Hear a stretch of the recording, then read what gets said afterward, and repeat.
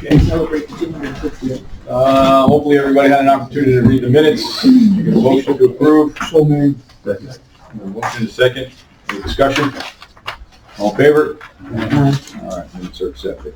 All right, let's start with PS1, resolution authorizing budget modification for Emergency Management Office to accept funding from the Department of Homeland Security and Emergency Services for FEMA 4480 DR New York Hazard Mitigation Grant Program. Can I get a motion to open this up for discussion? We got a motion, we got a second. All right, Renee, you're up. So in 2011, the Federal Disaster Mitigation Act requires that we have a county hazard mitigation plan if we want to qualify for federal funding. So we continue to have one in process. Our last update was in 2017-18, we received funding. FEMA approval in 2020. So this is available as a mitigation effort after 4480, which was the COVID federally declared disaster. We're eligible to apply for a total of $180,000. Our portion of that will be met by our in-kind work, any of the work that we do on the hazard mitigation plan, any work that the municipalities do on the mitigation goes to our in-kind match. So there should be no out-of-pocket money from the county. Our plan expires in 2025. This grant that we're applying for is good until 2026, but our goal is to have it approved by the end of 2025 when our plan expires. So we had 5 bids come in. Some of them were really, really good, very competitive. Barton & Judas has done our last 2 plans. So their plan was very solid. We recommend going with them. There are some new requirements in this one. We have to do hazard mitigation for high hazard dams in the county, climate change provisions, and the inclusion of planning and public participation by socially vulnerable populations. So Barton & Judas, I think, has a good proposal for how we can reach some of those populations. So here we go again. This is Terry's specialty. So I'm going to defer any committee questions to Terry because she lives, breathes hazard mitigation planning. Anybody have any questions? Terry's off the hook. All right, hearing none. All in favor? Any opposed? All right, motion carries. All right, 2, she just discussed 2 with 1, resolution awarding professional service contract, RFP 23 EMO-002 hazard mitigation plan. For Barton and, how did you pronounce that last one? Judas. For $132,000. Can I get a motion? So moved. We got a motion, we got a second. Any discussion on awarding the grant funds to, a portion of the grant funds to this company? Yeah. Terry's off the hook again. Hearing none, all in favor? Aye. Motion carries. All right, PS3. Good job, Terry. Distributor presence. Well, the hard work is working with municipalities, but they're great, so. Resolution authorizing the Oswego County Emergency Management Office to accept funding from the Walmart Community Grant Program. Can I get a motion for discussion? So moved. No? Okay, we got motion, we got multiple seconds. Renee, go ahead. Walmart is giving us an additional $500 grant towards our drone program. Not a lot, but it's something, right? It is, for sure. Something on the table. We appreciate that, right? Any Yeah. discussion, any questions? Hearing none, all in favor? Aye. Motion carries. Any opposed? Sorry, motion carries. Okay. Let's go to PS4. Resolution authorizing the reclassification of 1 position in the District Attorney's Office, Assistant DA to Senior ADA. Can I get a motion? Herb, thank you. Second. Frank, thank you for the second. Any discussion? You want to go ahead, give him a quick brief. Sure. I'm looking to reclassify one of the current ADAs to a senior ADA. This individual's been a practicing prosecutor, it'll be 10 years at the end of this year. Originally came to us 3 years ago from Onondaga County. He's an incredible attorney. Part of the trial was just last month on the murder case in Alaska where we secured convictions against 2 guys. And a couple months before that, she was part of the team that was on an attempted murder case where a guy got convicted of spending a lengthy period of time in state prison. Because she came from Onondaga, DA Fitzpatrick's very familiar with her. And one of the staff members reached out to her recently to see if she wanted to, quote, come back home. Back in January, we lost another ADA from Onondaga County to D.A. Fitzpatrick, who was able to recruit him to come down there. This person is an incredible attorney, an incredible asset to the office, looking for the long term of the office. She has an incredible amount of experience, particularly in the special victims area. She's primarily responsible for that. So what I'm hoping to do is promote her from an ADA to a senior ADA and give her a commensurate pay raise, which is set forth in the proposal to keep her here. And again, it's part of the retention program that we talked about a few years ago through the public safety. Is once we get people here, we need to keep them here. We've invested a lot of resources in the last 3 years to keep training her. So I'm asking for your support on this. It fits within our budget and it's cost neutral because of vacancies that we've had at another position, so it's not going to add to the budget line. Yeah, Greg, I'm sure you had some one-on-one with this individual and talked with and coached and things of this nature. Is this going to keep her? Your feeling or her, what has she told you? Yes, this is going to keep her. We've had a very in-depth conversation about it. And this is one where she wants to stay here, but she's also looking at finances and the potential of what additional money can be given. I've talked to her about this. She wants to stay here. This helps her to be able to have that conversation at home as to why she's staying here. She is being recognized. As you understand, spouses have questions too. Why wouldn't you go there if you could get more money? So, short answer, I think she's going to stay. Any other questions? Frank? Where does this salary range rank with other senior ADAs?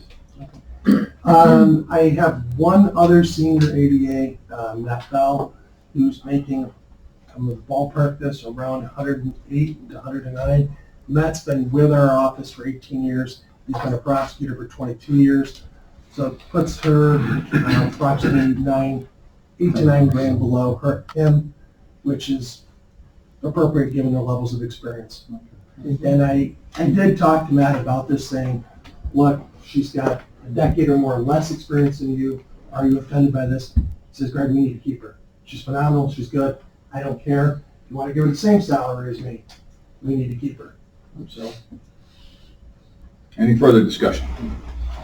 Hearing none, all in favor? Aye. Any opposed? Motion carries. All right, PS5, also with the district attorney, resolution authorizing the reclassification of one position in the district attorney's office, paralegal to senior typist. So the last motion Oh, on that, I gotta get a motion. Can I get a motion for discussion? So made. Got a motion, we got a second. I'm sorry, Greg, the Nope, floor is you're yours. fine. So the last one, I asked for a little bit of money. Here I give you a lot more back. In the last few years, we recategorized a couple of positions to paralegal positions.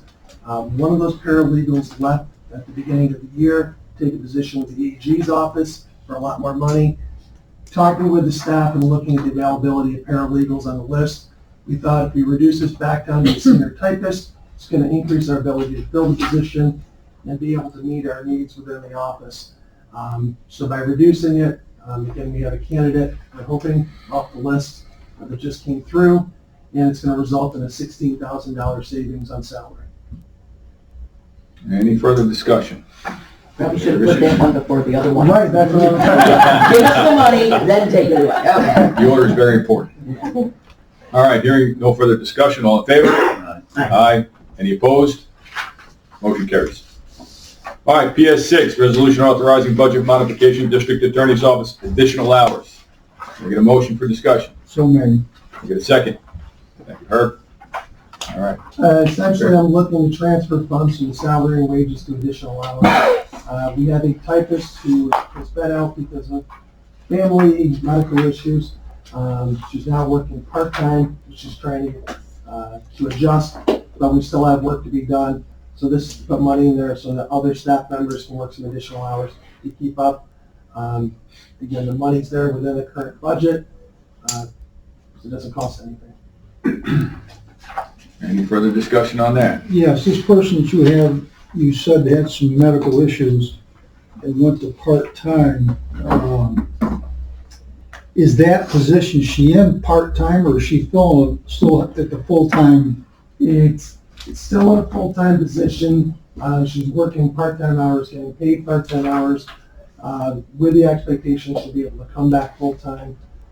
She had a period where she was off the books for a couple of weeks. She's able to come back now. She's working part-time. Our hope is pretty soon to be able to be back full-time. She's incredible person, hard worker, always goes above and beyond. Just going through some difficulties right now, and the entire office is trying to work with her to get her through this period, and everyone's pitching in. Good to hear that. Any other discussion? Good to see we're looking out for our people. All right, hearing none, all in favor? Aye. Any opposed? Motion carries. All right, before we move on, there's one more request. This is an informational memo that we passed around from the district attorney's office. He'd like to hire a new person. It's for our information. It would then go on to F&P, but we thought we'd give the district attorney an opportunity to make the pitch. So, go ahead. Appreciate it, Mark. So I referenced earlier, we lost an ADA to Onondaga County. That individual, I've been a prosecutor here for 4 years, had a wealth of experience. I understand what Fitz wanted to bring him down to Onondaga. On Friday, we were able to interview an ADA who's worked as a prosecutor for 13 years here in New York State, between a couple of DA's offices, has some family in this area, and is looking to move to Central New York to be close to the family. Myself, Mark Moody, one of the senior ADAs, met with this person on Friday, interviewed her. I've talked to the DAs that she's worked for. They both recommend her wholeheartedly. In fact, our current DA says I'd love to give you a bad recommendation. He's just to keep her here, but she's fantastic. She can do everything from soup to nuts. So looking at her level of experience, trying to keep it commensurate with the experience of other people in the office, looking to hire her and set her salary at step 22. I'm sorry, I misspoke. Step 19, which is about $4,500 less than the person who was in the position. And he had actually received a 4-year anniversary bump at the beginning of the year. So we're actually going to end up saving money on this by appointing this person. Again, saving money. Here we are. Any concerns? This isn't an actual resolution, it's just an informational memo. Have any questions, any problems with this, any issues? I'll let finance and personnel sort it out. Fair enough. I support this 100%, Greg. And I think everybody else does, right? And You can bring people in to hire, especially attorneys. I think it's win-win for all of us. Yes. Okay, let's move on to department reports. Nate, I got you first on my list for some reason today. Good morning, everybody. EMS has been pretty busy lately. I just want to start off and kind of let everyone know that Jim Mentor, who was the founder of one of the founders of Mentor Ambulance and is a staple of EMS, he unfortunately passed away. His calling hour is going to be Wednesday afternoon.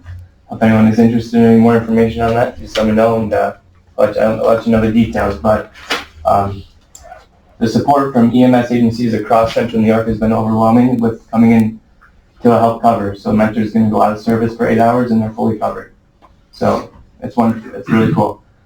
He would be missed. He's liked by a lot of people in the county. So I'll pass along our condolences from this committee and the legislature. Absolutely.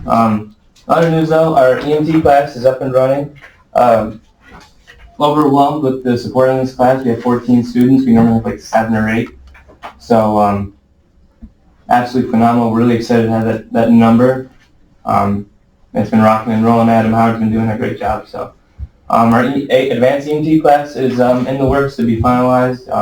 That's looking at a May start time. EMT core hour class happening at Meta right now, and we're still working with workforce and working on a lot of this stuff. Recently had the opportunity to perform a stop the bleed training for Phoenix schools. We were able to train 29 of their faculty and staff, so that was a really good time, really cool. Our hospitals are still seeing some struggles with their ER, and specifically Oswego is having some borders, and again, an increase in surge of mental health pediatric patients that they have had to keep in their ER. They seem to be doing better in the past week or so, but for most of the last month, they were hit or miss on diversion. They service and check all the county AEDs at all of our buildings. They're all fully operational and up and running for this year. Next year, we're going to be replacing a lot of pads again, but for this year, we're all good for right now. Our new MCI equipment is almost complete. We have 3 locations all set up, and we got a 4th that'll be set up this week. And that'll be it. That'll be all 4 of our floors. Other than that, participated in a state-ran emergency room surge drill. That was really cool. It kind of happened over Zoom, and I kind of just observed a lot of stuff. But basically, there was a scenario where they had a bus accident, and they kind of tried to figure out where to send different patients to what ERs based on their lifetime numbers and staffing. So that was really interesting. Participated in a variety of different meetings as normal. One particular was a conference call with Senator Barclay's office discussing the state has a couple of different EMS budget proposals this year. And this meeting was with different EMS agencies and leadership talking with his office about different things that we would support and different things that would be largely beneficial to the EMS community. So I'd take any questions. Yeah. Go ahead. You go ahead, Rich. You're senior. Any particular time that we're having trouble with diversion? I mean, is this being looked at? The time? Yeah, like, you know, it happens from 4 to 5, or it happens on Tuesdays at such and such, or? It's happening infrequently, but when it does happen, it's a several day long period, is what we've seen. Is what we've been seeing. I would say it's not uncommon for maybe that multiple day period to start on like a Thursday or Friday, just thinking off the top of my head. It seems that over the weekend tends to happen from time to time when it does. They have 17 beds, and Right. we just had a hospital call. We have a collective call, and the day before that, they had 11 boarders out of, so that means they have 6 beds For that are, EMS.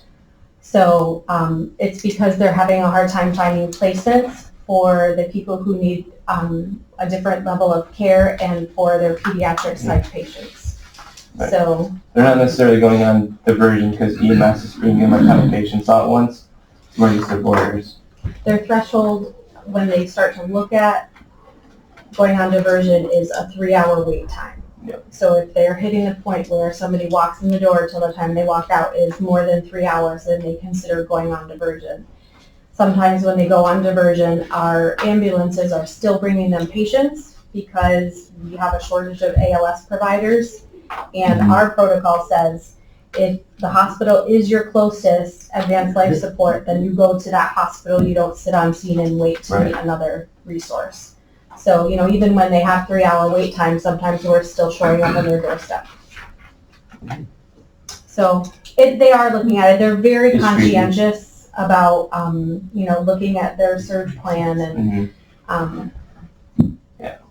You know, we have a very great working relationship with Oswego Health, and you know they do what they can to help out the EMS community for sure. And you know, we try to help them out, try to remind providers necessarily if you can avoid it and they're on diversion, don't just keep throwing patients at that because that's not gonna help out anyone. You mentioned Oswego Health. Oswego Health is on the very edge of our county. Keep in mind that. I'm only 12 miles from St. Joe's. Right. Or Upstate Medical. People up in the Herbs area, they're probably closer to Rowan than they are most other places. I mean, what is there any communication with the state agency saying, hey, listen, and keep in mind, we're not a bunch of, you know, there's a bunch of me and Franks in this county. We're getting older and older, and I have a concern about that. Because when I need, and mine live alone. So when I have to go to emergency, I want to know I can get the damn hell in there. Keep me alive. So Syracuse area hospitals, it seems that statewide, when we're looking at all the hospitals in the state, Syracuse area hospitals seem to be struggling the most with staying off diversion. So it kind of gets to a thing, if everyone's on diversion, is anyone really on diversion? Because ambulances still need to go somewhere. they have a process for that. They have a So- rotation. And there's certain things that qualify that according to our protocol, like if you have a stroke, you have to go to a stroke center. Right. And they have to receive you.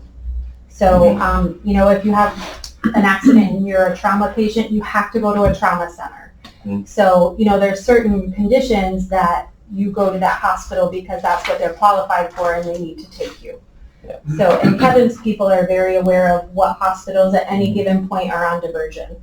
And the provider always has the option to call the hospital and say, look, this is what I got, this is who I'm bringing, and am I good to go?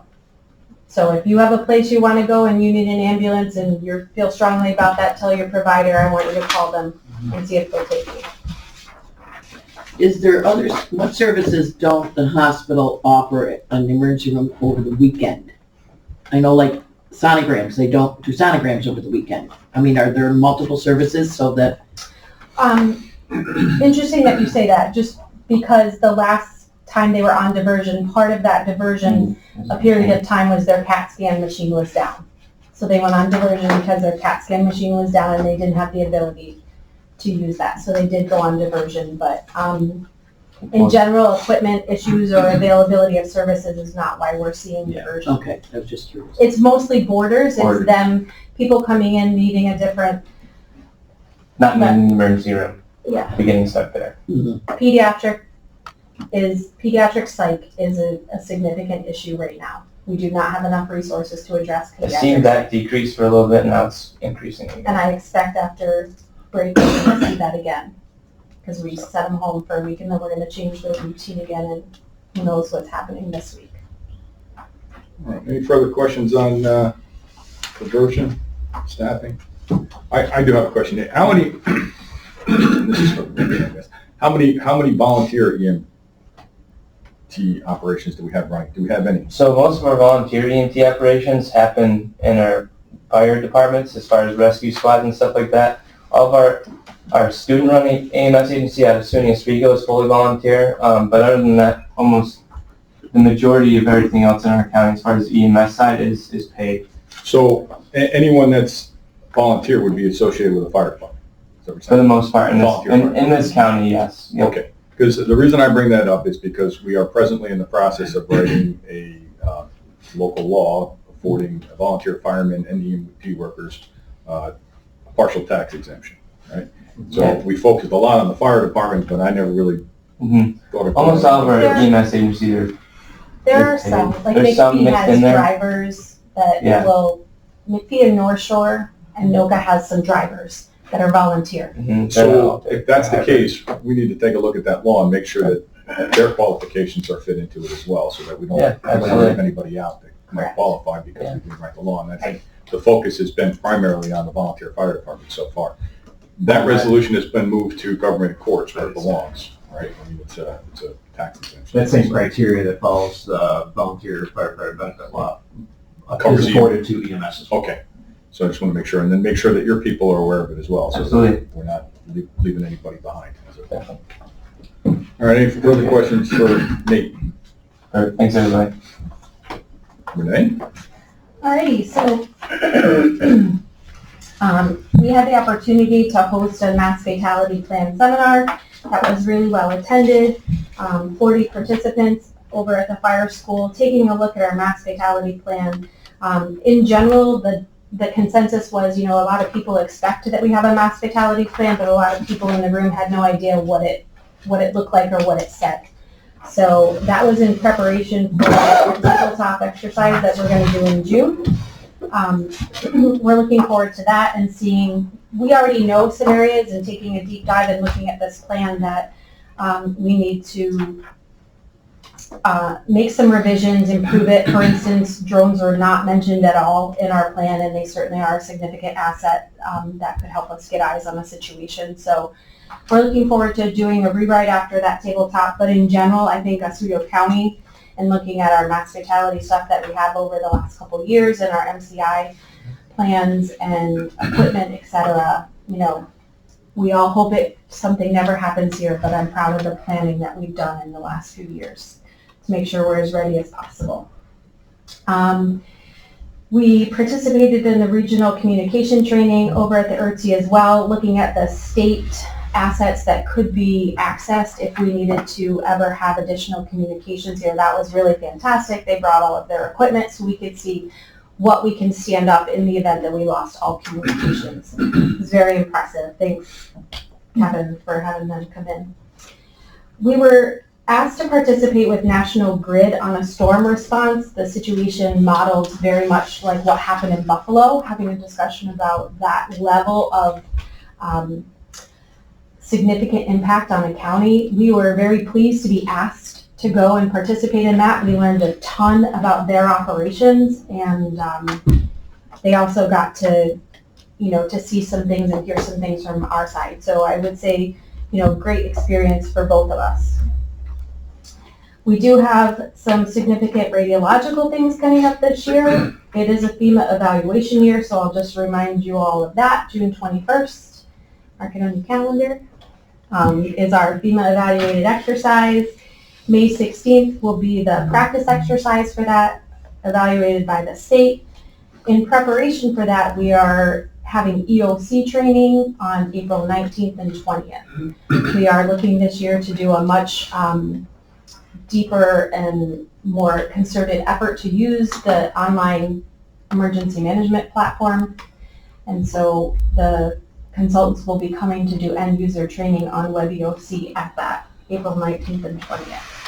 So lots of equipment changes this year, and our emergency worker training continues to go on. We're getting a pretty full schedule for our radiological specialists and the emergency worker training. So lake levels look good. I attended your mass casualty. I thought it was done very well. Thank you. Great job. Yeah. Any questions for emergency management? Okay, let's move on. Probation. Thanks. Good morning. We were able to purchase a third vehicle, so I appreciate the committee approving my funding last month for that. So it's going to be really helpful for us. We've been down to two, so it's been a little tricky just with 2 vehicles. Our supervision numbers are staying pretty stable. Investigations are still running kind of high, which has been a little tricky because we've had a lot of staff out of training, so it's been a little hard to assign those, but we're getting them done. So we have 2 officers that are actually attending the basic course for peace officer training at Cuba County. I think I mentioned before that it's now a requirement for probation officers to complete a BCPO. The law changed as of January 1st, so we're lucky to be able to get them into a class in Cuba County. So it's 162 hours, so they're going to be gone for 4 weeks, over 4 weeks of training there.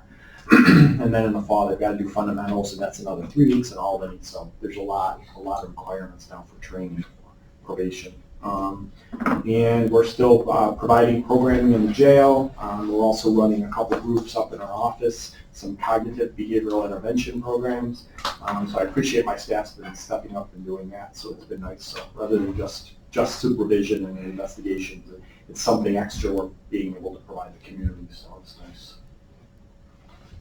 That's it. Okay, thank you. Questions for probation? Mr. Castillo.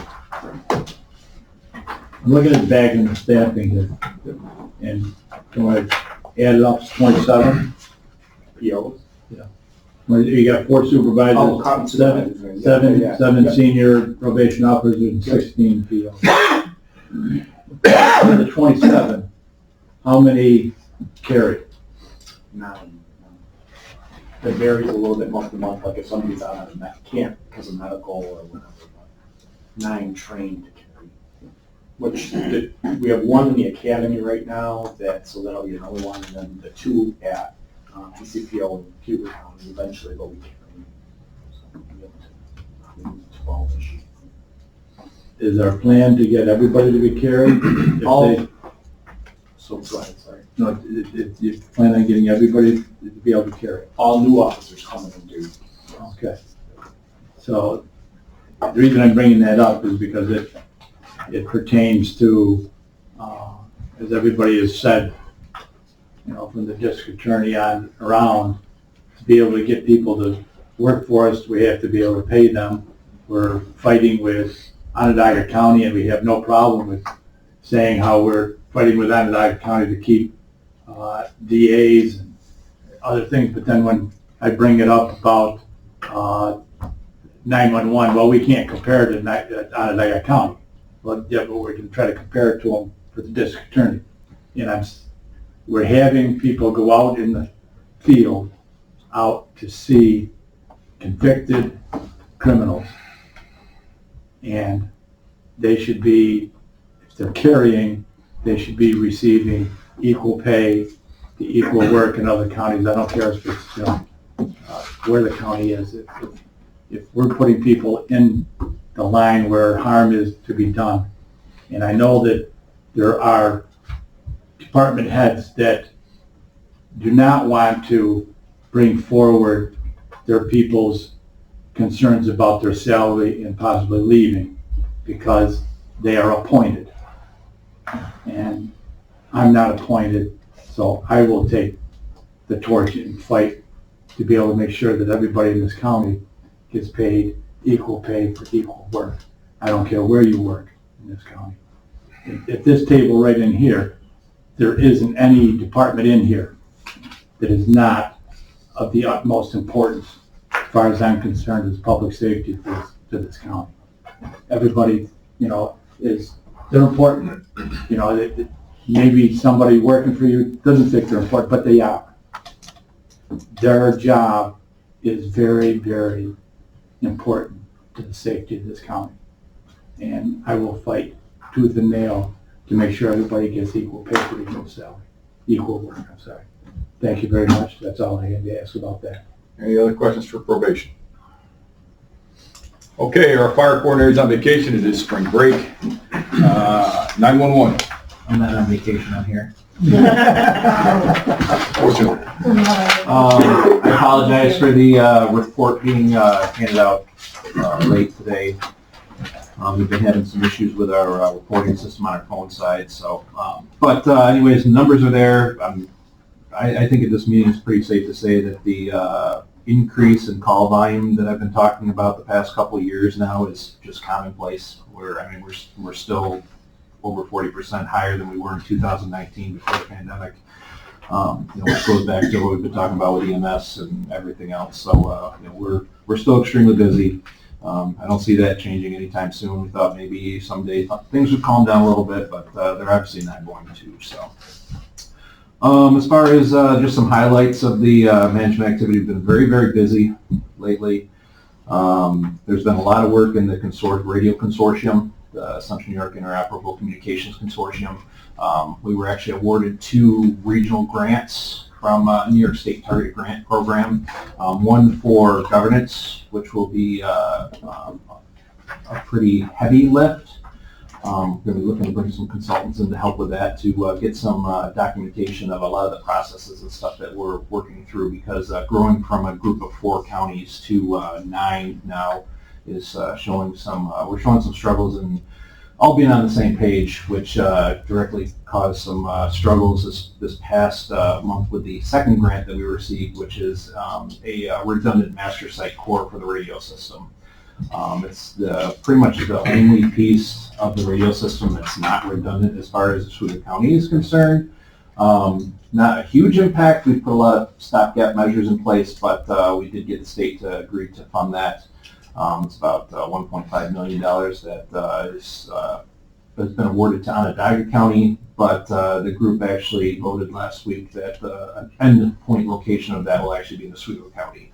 A lot of that's because of our connectivity, our backhaul, and our technical expertise that we have with a few of us within Oswego County itself also. So we had definitely some value add there, which is excellent. So been a lot of work on that. There will be more information to come. I'll put together an info memo so you all have a good understanding of what that means and what we're looking at going forward as that gets defined. Drone first responder program. We did get a notice that we were not awarded the Department of Transportation grant, which we were hoping was going to be able to fund the purchase of some of the equipment. However, it's a little bit of a cart before the horse, because we do need our beyond visual line of sight waiver, which is what the other grant that we're working with New Air is still outstanding, and we're feeling pretty good that we should be able to hopefully get awarded that. And once we get that, then I think we'll be in a lot better place to be able to try and get the Department of Transportation aboard. So the Drone in the Box program hinges on these grants, correct?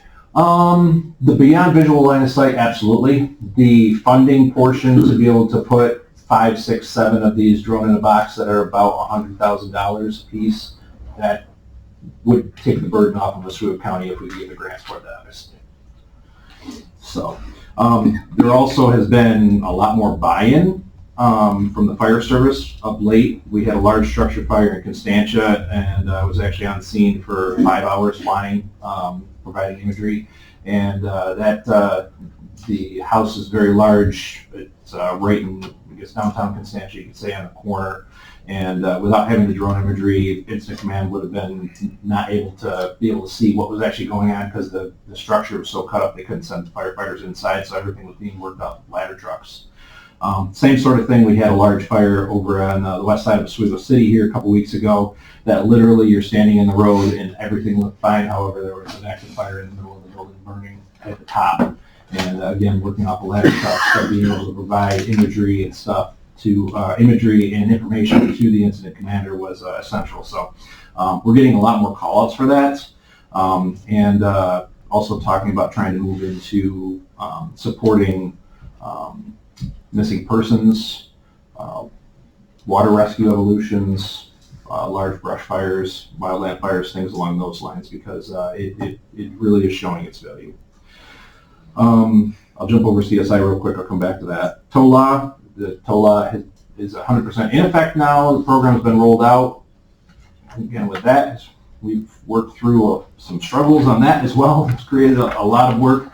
Found a couple people that were trying to work around the law as we had planned on it being implemented, so rolled that back, and trying to make sure that all our audits and everything are in place to make sure that everybody's doing what they're supposed to be doing, but the program is working the way that it was designed, which is helpful.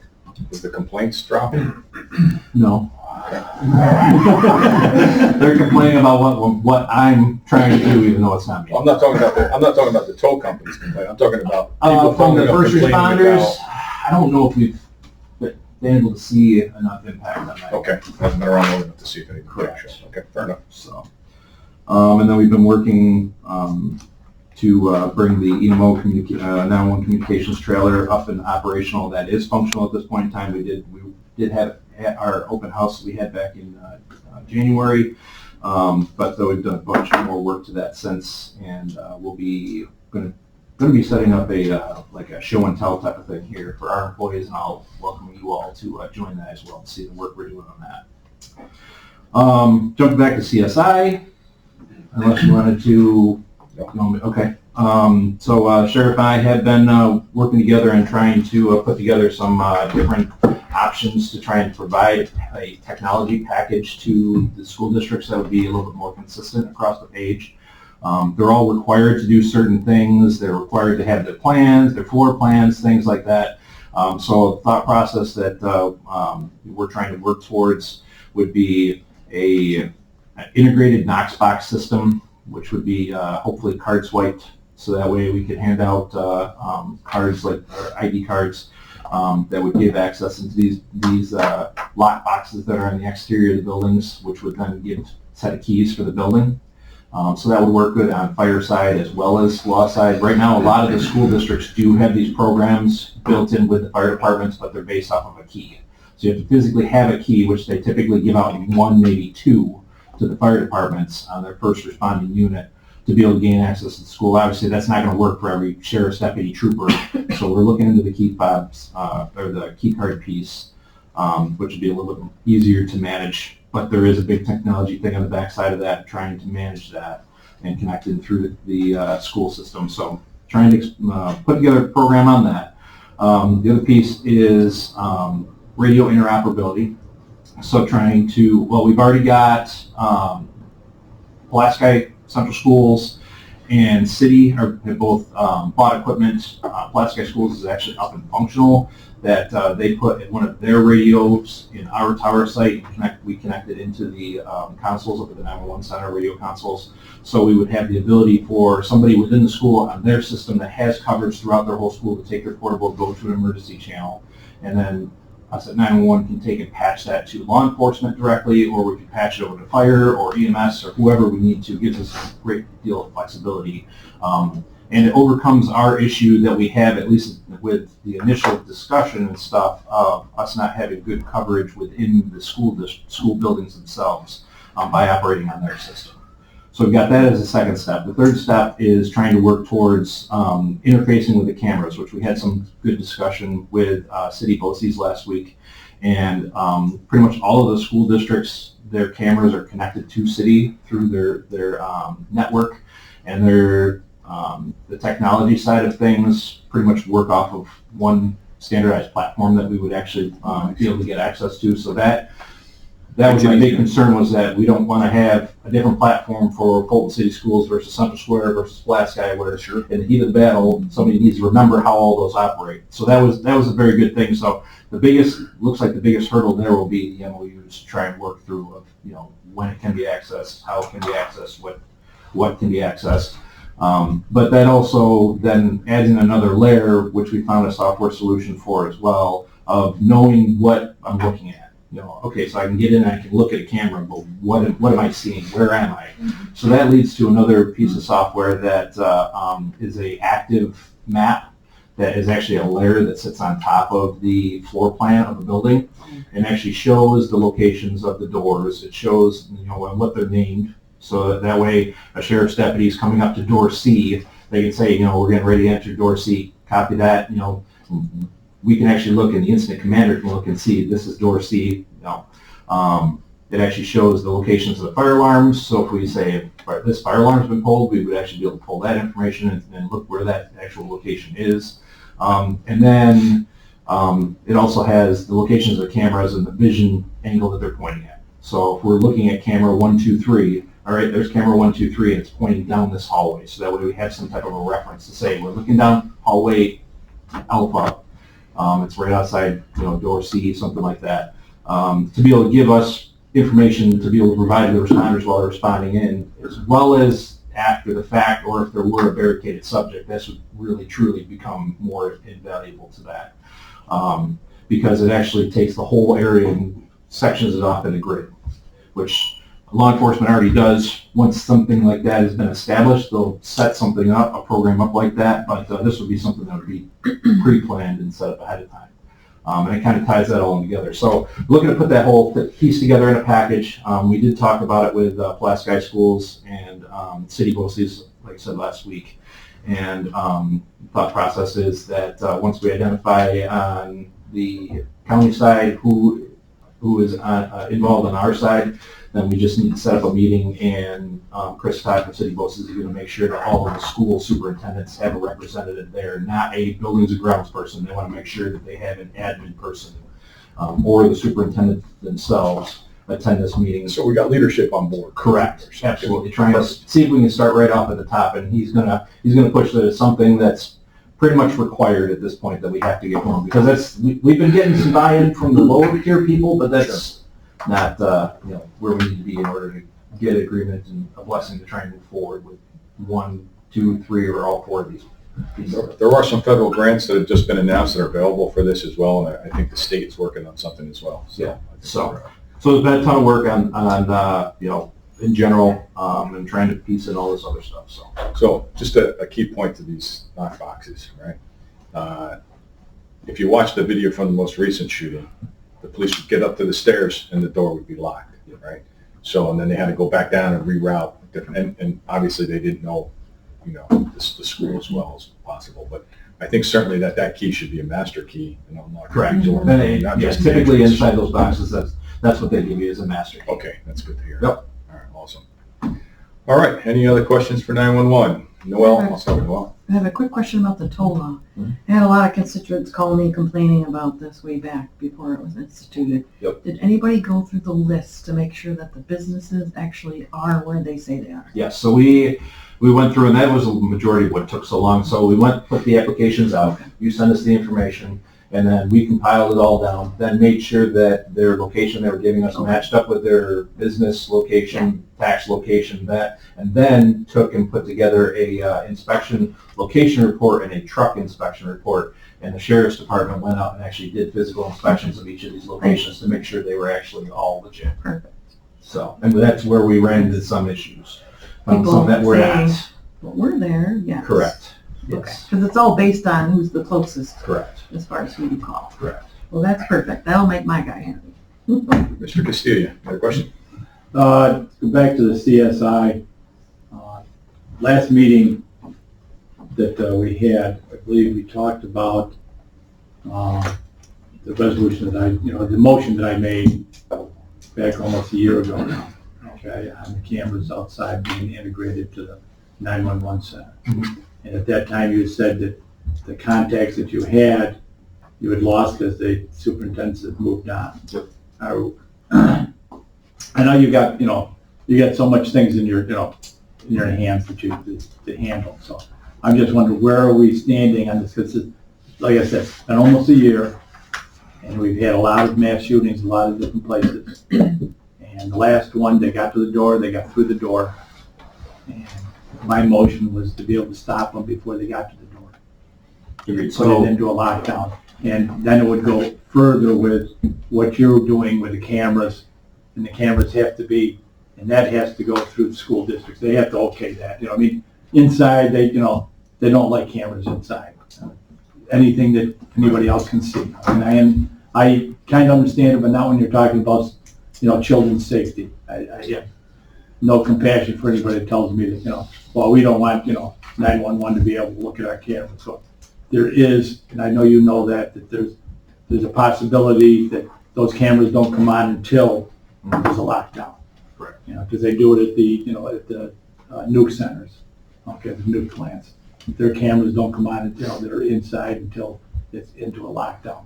I'm going to push for this until it actually happens, but I know that you've got your hands full on a lot of things, and whatever it takes, we've got to move as quickly as possible.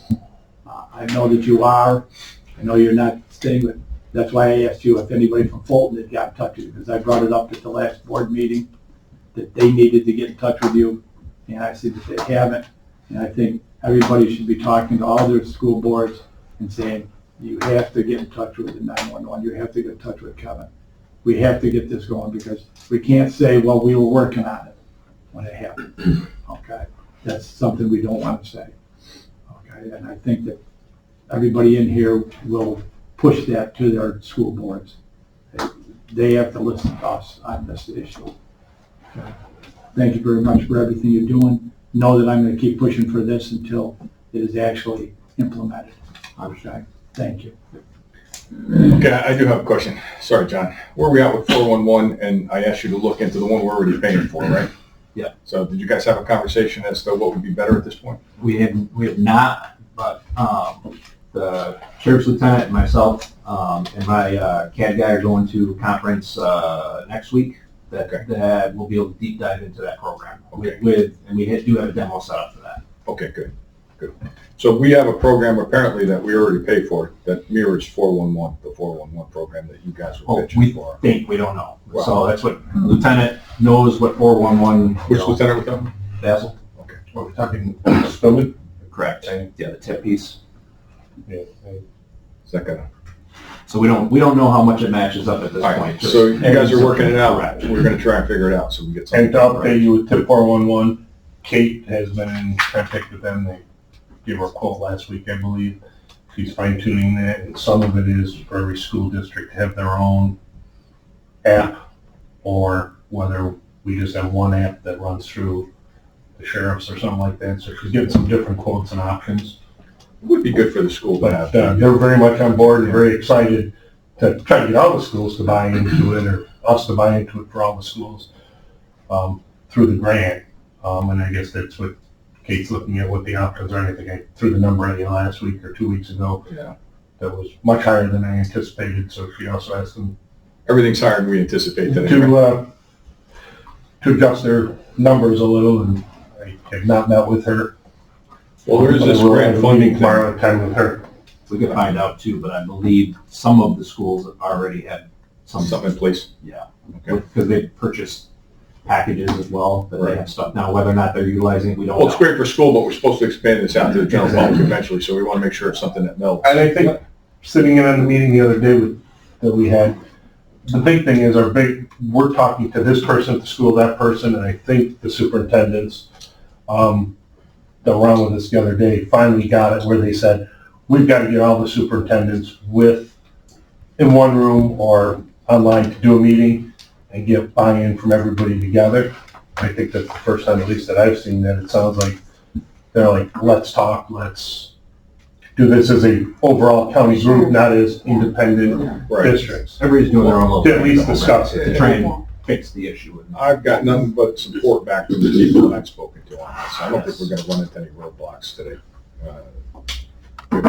We might, when we get legal, talking to legal, Yeah, for well, the MOUs, but I mean, right.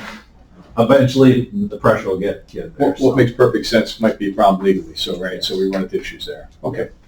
Any other questions for, John, you got anything else you want to report about? Good. How's our medical contract? I'm waiting to hear back for when we're doing a meeting tomorrow sometime for them to give me some pricing. Okay. I have no idea what it's gonna be, but they were looking to, just 3 or 4 of us together on a call to report back with pricing. Okay. So hopefully by next month, I'll at least have a number for you. All right. I don't know how nice it'll be, but It's not gonna be nice. none of them ever are. It's not gonna be nice. Any other questions? Mr. Castillo? This is in general, probably with the district attorney and the sheriff's office. I don't know if I brought it up, I know I didn't bring it up at last meeting because I wasn't at it. But recently we had an issue in the city of Fulton where there was a group thought they were renting a store, and what they were doing is they were making it a clubhouse as such, but they told the guy that they're gonna rent it from is they're gonna sell stuff over the weekend. This the one you shut down? And I need to know, what they're doing is they're trying to circumvent the law. They were having members come in, people that they knew, and if that member gave a donation, they gave them some marijuana in some form or another. Now, they didn't have any license, the only thing that stopped us was the fact that there wasn't a rental permit for that building. They didn't have a certificate of occupancy. But they thought what they were doing was okay to do. And, it was right around the corner from my house, so that's why I got so much involved in it. Okay, but at the time I tried to get a hold of it. It's the weekend, everybody's busy. So I was trying to find out what legally can the police do, because the police went in and they couldn't do anything because, one, they sent somebody in undercover. Of course, they didn't know them, so they didn't, take a join. They asked me if I wanted to join. You should have joined. I would have been undercover. Well, I had already, irritated them to the point where I told them they weren't gonna do it in my neighborhood and I was gonna shut it down. But the thing is, we haven't issued any licenses that I know of, in Oswego County for people to sell, marijuana, over the counter or whatever. Have we? Have we done That anything? comes from the state, no. The first one that opened up was in Syracuse. There's none up here. What do we have as an avenue to go to? What can we do to these people?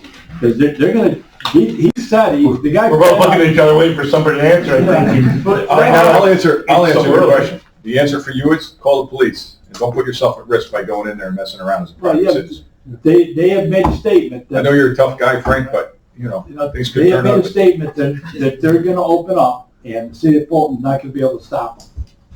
Right, they're testing the legal system because marijuana is legal in New York State and they're not selling it as they're giving it away. We And they've been doing it.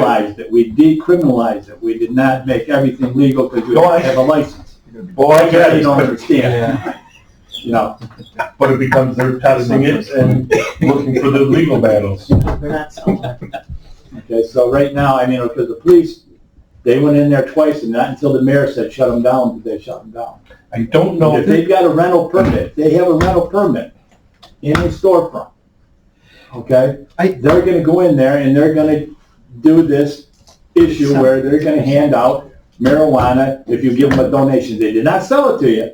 Yes, that's selling. That's still a sale. Still selling. Well, to them it's not, okay? Well, to the law it is. You know, I understand what you're saying, and I understand that if I gave you a donation, then you gave me something, it's kind of like walking into a house of ill repute, well, I didn't, I just gave a donation, So, I mean, what do we do? Do we call the police, or what can they do?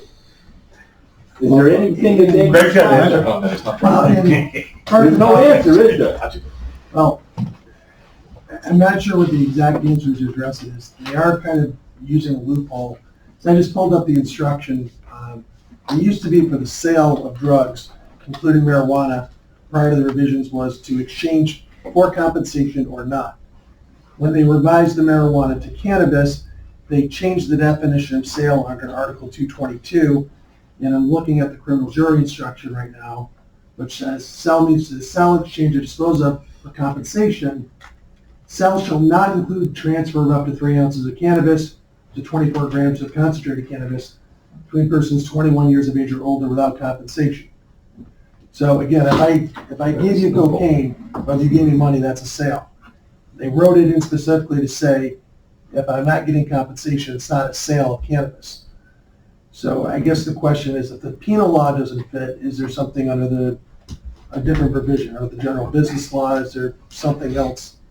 Or can the city use local ordinances Well, if to they're address joining as a member, aren't they getting isn't that an exchange?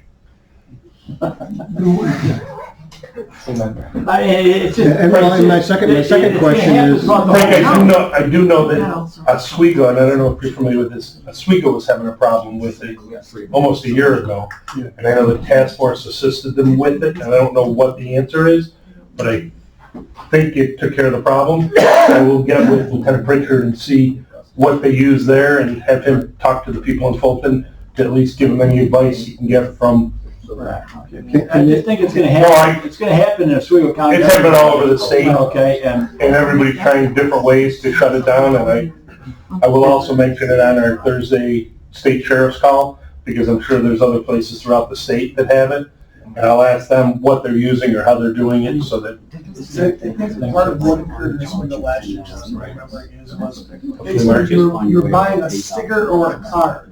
And if you bought this object, we would then give you free cannabis for buying this card. And we're like, guys, come on, you're buying the cannabis. well, regardless of what the state has done with laws, can they be charged under federal law for anything, for the federal crime? Because it's still illegal federal.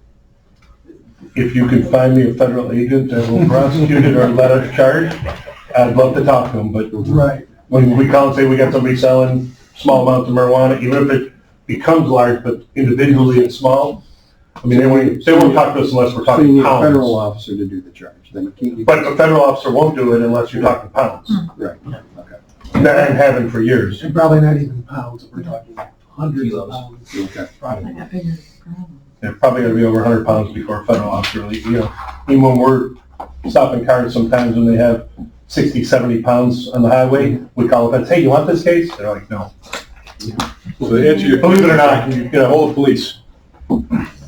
That's the answer to your question. I called my county council. He's no longer there. All right, any other? Thank you very much, I appreciate it. Yeah, I will look into it, Frank, if anybody's got anything, or even if there's a place we can send referrals to the state cannabis, whatever association they have now in Albany. We'll get this 411 Disturbance in our community can be. Yeah, we can blow that up. One reason we're not in a hurry. I know. See, John, That's why I like the school stuff. Promise you prosecute anybody for anything, go at the front, at the top of the list for the dispensary license. Right. Yeah. Well, that's Right. right. You get a license unless you're convicted marijuana seller. Well, there you go, I mean, so Frank, all you're doing is giving these people a leg up on anybody else who wants to have it. That's smart thinking, all right. Reported under taxes. Must be somebody from Hannibal. Let's run it back. Kevin, you had something else you want to add? Absolutely not. Yeah, just, I've asked a couple times now, we have a game plan for addressing our ARPA fund requests that we submitted a couple of years ago. That's a You good you question. send them through to me in your capital project requests. So, okay. Those so are all, when we you get- use the normal process. If it's a capital fund, capital project, you send it through to me with prepare your resolution and everything, and send it through. We have Okay. one that was submitted before. We Mhm. asked for funding for EMS education, and that Mhm. was, I believe, part of what Kathy put in her budget for last year, and we still don't have any idea where it sits. Okay. Set our fund. Oh, yeah, I was gonna say, because I submitted it, but I'm still looking for the same thing. Did you submit EMS it to radio. Dave, or did you submit it to Dave? Submitted it with the budget package, With the budget. both years, yeah. Okay, all right, let me take a look at that. So, I mean, last month we approved, you guys approved money for Cleveland Fire Department, which is, it's a good thing. But I mean, what I'm asking for is gonna affect all of fire and EMS in purchasing new radios for EMS. Mhm. It's gonna affect the entire system, not just one fire department. I So- think that's being approached from a separate area of ARPA, right? We split the ARPA into internal and external, and then Cleveland was an I external. think the point is request. internally, we're not getting any feedback on where that stands. So We'll it's get been- back to you on that. So, been so quite we a need while. to do more paperwork to you, is that, Let me take a look at what I've got on the list to make Okay. sure. it's I mean, because I'm on the there. website for programs, Okay, but it doesn't anything, so I'm assuming it's still over there. right, or it got funded and it's in your operating budget. Let me double check. Okay, Let me double check on where it is. okay, thank you. Good question, though. We need to know when that stuff, what we're doing, what requests we have. I don't think we don't have a consolidated list of that, do we? I do. Oh, you do? Yes. Okay. All right, any further discussion, questions? I'll look for the appropriate motion. To adjourn? Very second.